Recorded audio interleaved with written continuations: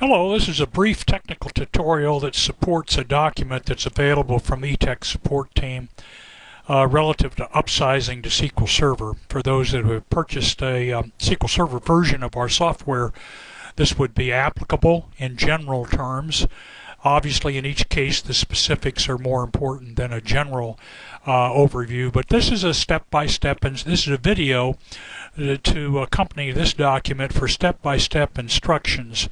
I'm not going to go through to show you how to download a database from your FTP site or unzip it, but the long and the short story is, let's assume for the moment that you have done all of that, and sitting on your server or your PC is in fact a .BAK version of the database that needs to be upsized.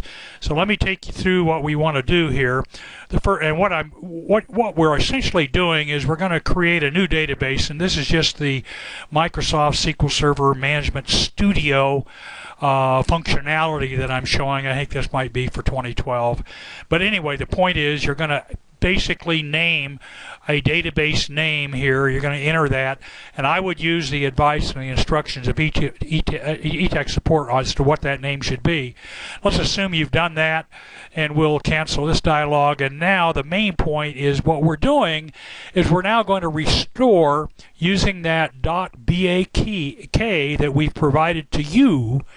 We're basically going to restore that, and this is the dialog that walks right down through these instructions. It follows these instructions.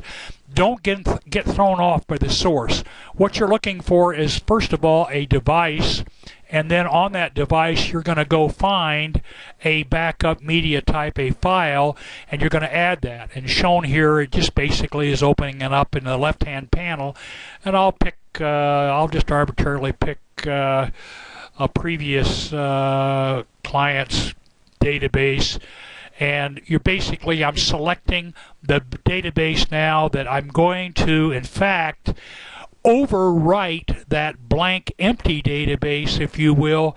And now I'm going to do that with this dialog select, and it's just confirming in the backup media here as shown. It's basically showing you that it's selected what you pointed it to.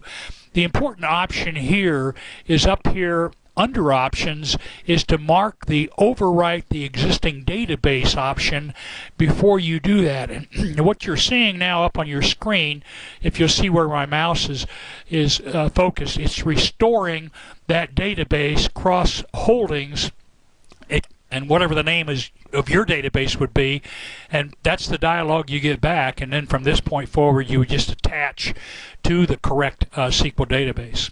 Okay, this ends the very brief video to go with this.